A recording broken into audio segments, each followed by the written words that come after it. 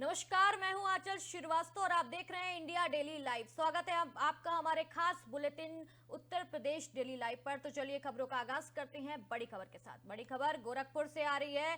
इस वक्त की बड़ी खबर, मुख्यमंत्री योगी आदित्यनाथ ने यहां नई और उन्नत फोरेंसिक विज्ञान प्रयोगशाला का उद्घाटन किया है। सीएम ने कहा है कि ये आधुनिक लैब यूपी में जांच के तरीके को काफी बेहतर बना देगी और मामलों की पड़ताल पहले से ज्यादा तेज हो जाएगी। उन्होंने बताया है कि लखनऊ में पहले ही एक आधुनिक राज्य फोरेंसिक संस्थान बनाया जा चुका है। गोरखपुर की ये लैब है उसी काम को आगे बढ़ाएगी।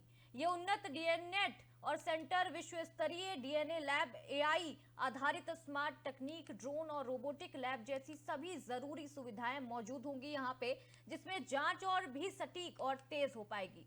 मुख्यमंत्री ने कहा है कि सरकार का लक्ष्य है प्रदेश के हर मंडल में ऐसी आधुनिक एफएसएल लैब बनाई जाए। ये कदम अपराध की जांच को मजबूत बनाने और न्याय प्रक्रिया को बेहतर बनाने की दिशा में बहुत बड़ा प्रयास माना जा रहा है। कोई भी व्यक्ति अपराध करेगा तो बच नहीं निकल सकता है और इन सबको जोड़ने के लिए उत्तर प्रदेश के युवाओं को इसके माध्यम से अधिक रोजगार प्राप्त हो सके, हम लोगों ने प्रदेश में लखनऊ में यूपी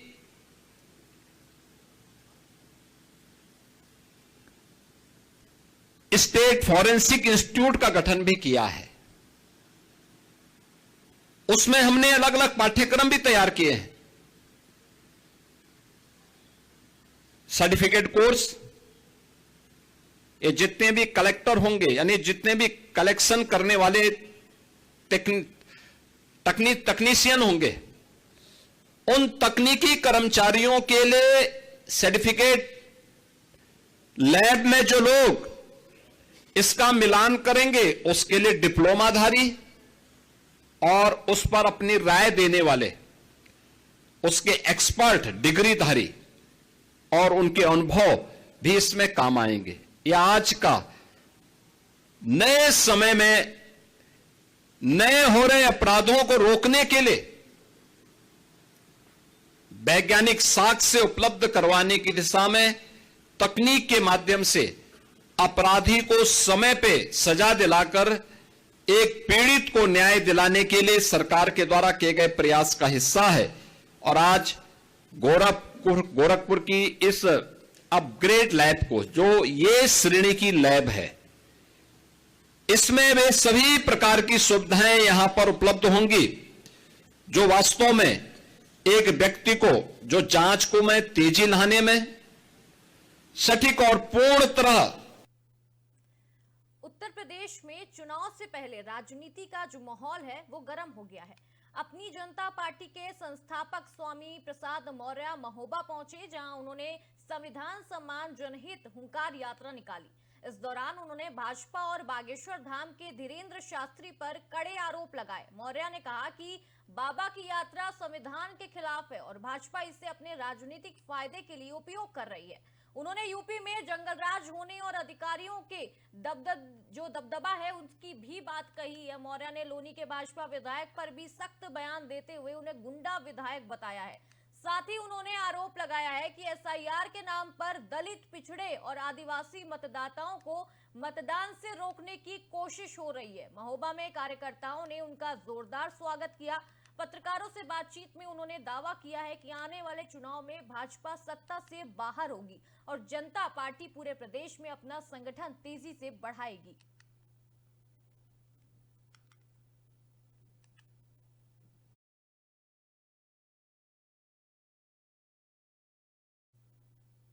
डबल इंजन की सरकार सभी मुद्दों पर पूरी तरीके से फ्लॉप है।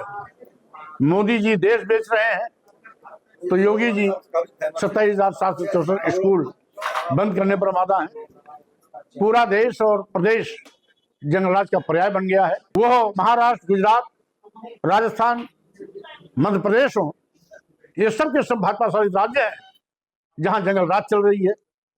रही बात, आपने बिहार की बात की है, तो बिहार के चुनाव में भाजपा के बिहार सरकार के मंत्री केंद्र सरकार के मंत्री दौड़ाए जा रहे थे, निर्वाचन क्षेत्रों से भागने के लिए मजबूर हो रहे थे। भाजपा नेता गाड़ियों में बैठकर भागते नजर आ रहे थे। भाजपा के विपरीत वहां पर हवा चल रही थी। उसके बावजूद परिणाम भाजपा के गठबंधन की प्रचंड बहुमत सरकार बनने की आई है।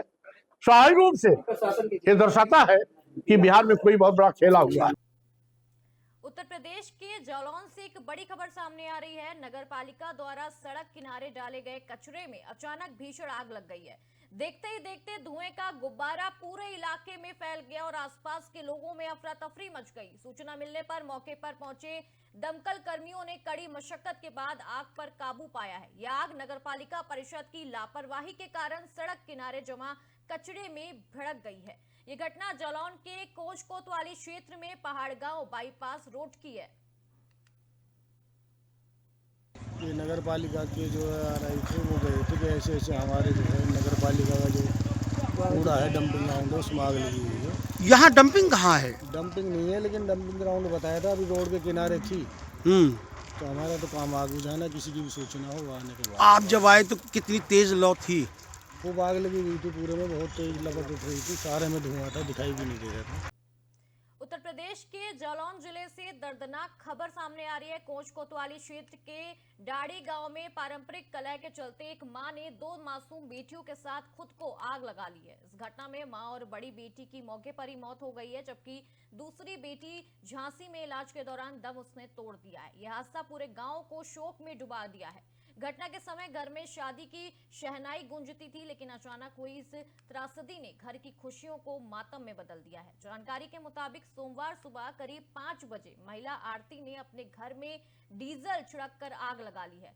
7 वर्षीय पीहू और 2 वर्षीय दृष्टि भी इस हादसे में फंस गई। आगे की सूचना मिलते ही परिवार और पड़ोसी मौके पर पहुंचे और तीनों को जलते हुए बाहर निकाला गया है। बड़ी बेटी और मां की मौके पर ही मौत हो चुकी थी, जबकि छोटी बेटी की गंभीर हालत के कारण उसे झांसी मेडिकल कॉलेज रेफर कर दिया गया है। उसकी भी मौत हो गई है। बताया जा रहा है कि आरती और उसके पति देवेंद्र के बीच बीती रात विवाद हुआ था, जिससे गुस्से में आकर उसने ये बड़ा कदम उठाया है।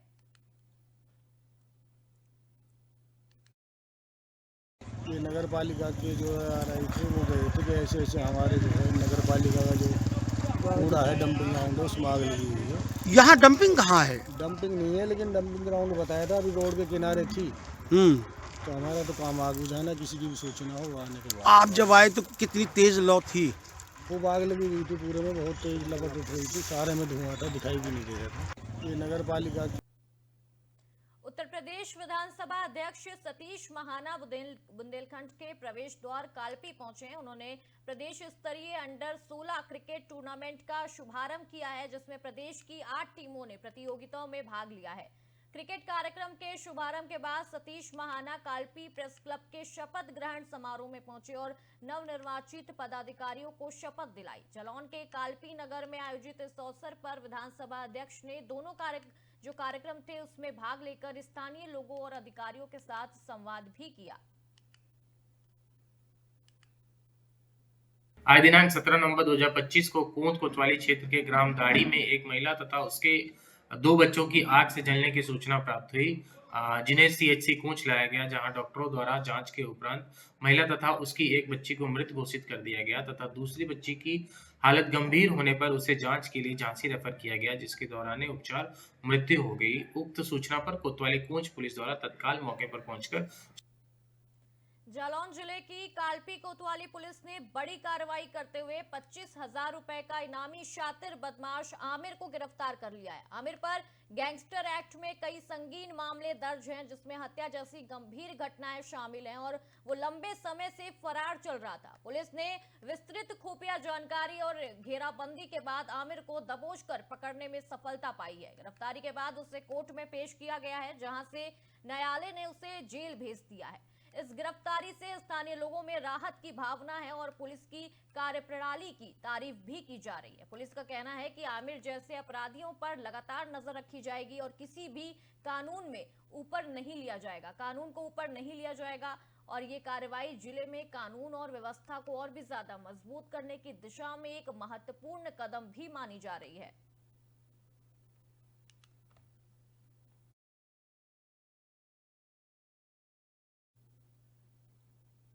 जालौन में कानून को चुनौती देते हुए दबंगों को जो दबंग है उनकी करतूत सामने आ रही है। सिरसा कलार थाना क्षेत्र के अकबरपुर मेडिया गांव में 2 दर्जन से अधिक लाठी डंडों से लैस दबंगों ने एक परिवार पर हमला कर दिया है। इस हमले में महिलाओं को पीटा गया और उन्हें गंभीर चोटें भी आई हैं। वहीं लाठी डंडों के बल पर मारपीट और लूटपाट का आरोप भी सामने आया है। पीड़ित परिवार ने पुलिस में शिकायत दर्ज कराई थी, लेकिन थाना पुलिस ने इस मामले में कोई कार्रवाई नहीं की है। घटना का वीडियो सोशल मीडिया पर वायरल हो गया है, जिसमें इलाके में आक्रोश फैल गया है। अब पीड़ित ने सीधे एसपी को शिकायत पत्र सौंपकर न्याय की गुहार लगाई है। इस मामले में जालौन में कानून व्यवस्था और प्रशासनिक जवाबदेही पर भी बड़े सवाल खड़े कर दिए हैं।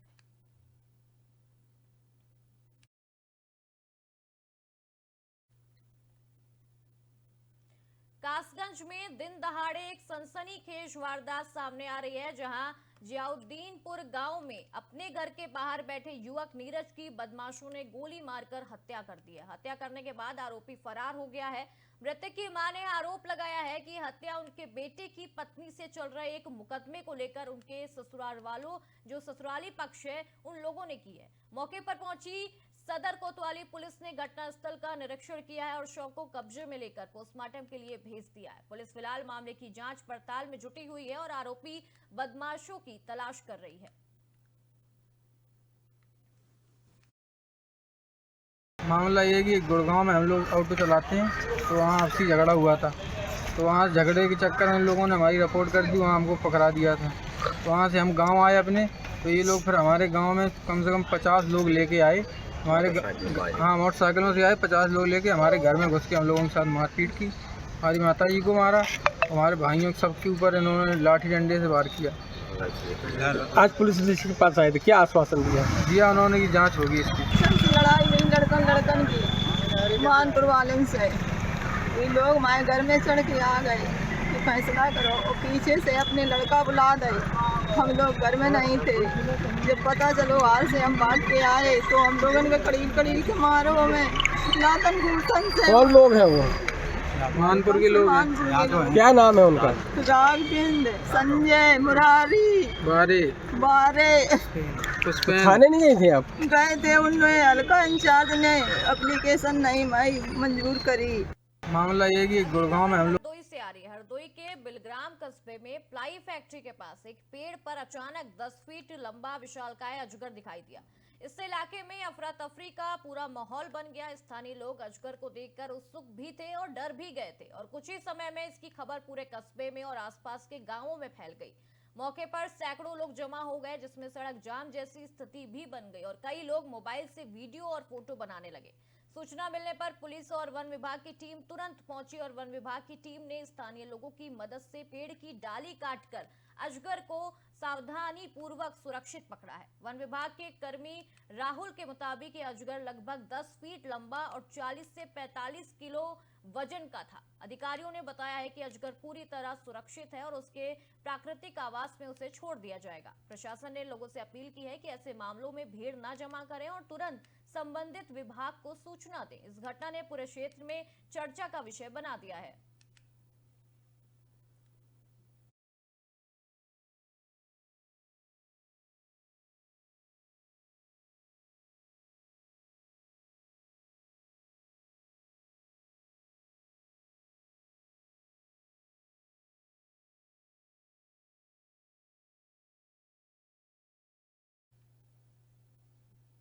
अगली खबर मोदीनगर से आ रही है। मोदीनगर में institute for social reform and higher education के अध्यक्ष डॉक्टर अतुल शर्मा और डॉक्टर रेशु गुप्ता ने Uttar Pradesh cricket association UPCA के नवनिर्वाचित उपाध्यक्ष राकेश मिश्रा से उनके कार्यालय में मुलाकात की और उन्हें नई जिम्मेदारी संभालने के लिए हार्दिक बधाई भी दी है।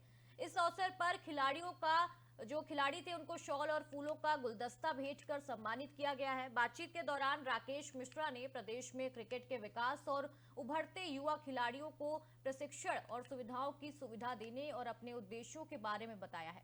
उन्होंने हाल ही में विश्व कप जीतने वाली भारतीय महिला क्रिकेट टीम को बधाई दी है और महिला क्रिकेट के उज्जवल भविष्य पर जोर भी दिया है।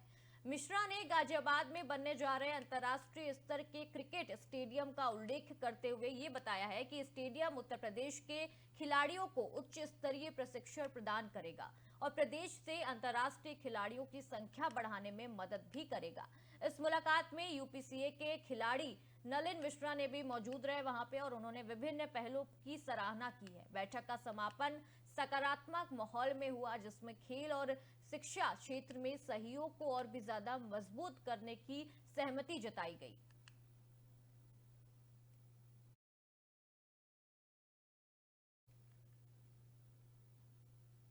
बरेली के मीरगंज थाना क्षेत्र में हाई टेंशन लाइन की चिंगारी से एक घर में भीषण आग लग गई, जिसमें पीड़ित के घर में रखा लाखों का सामान जलकर राख हो गया। सूचना मिलने पर मौके में दमकल की टीम पहुंच गई और कड़ी मशक्कत के बाद आग पर थोड़ा काबू पाया गया। आग के दौरान कोई भी व्यक्ति घायल नहीं हुआ, लेकिन आर्थिक नुकसान अत्यधिक हुआ है। स्थानीय लोग भी बचाव कार्य में जुटे हैं और प्रशासन ने पीड़ित परिवारों को मदद का आश्वासन दिया है। अधिकारियों ने आग लगने के कारणों की जांच शुरू कर दी है और भविष्य में ऐसी कोई घटना से बचा जा सके उसके लिए भी उपचार की चेतावनी भी दी है।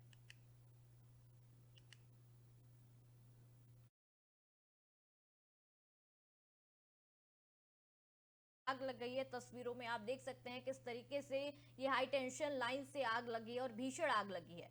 कोई भी जनहानि की सूचना सामने नहीं आ रही है। दमकल की गाड़ियां मौके पर पहुंच गई है और लगातार प्रशासन की तरफ से लोगों को सावधान किया जा रहा है।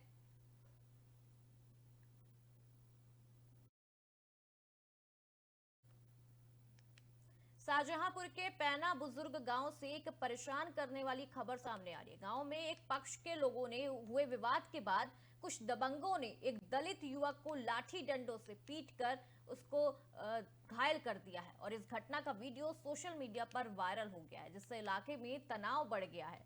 पुलिस तुरंत मौके पर पहुंची और मामले की जांच शुरू कर दी गई है। घायल युवक को अस्पताल ले जाया गया है, जहां उसका इलाज चल रहा है।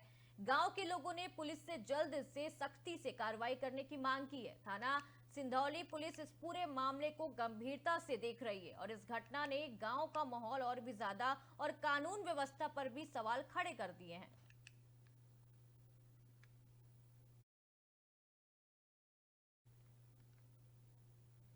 तो ये थी उत्तर प्रदेश डेली लाइव की तमाम बड़ी खबरें। खबरों का सिलसिला यूं ही जारी रहेगा। आप देखते रहिए इंडिया डेली लाइव। नमस्कार।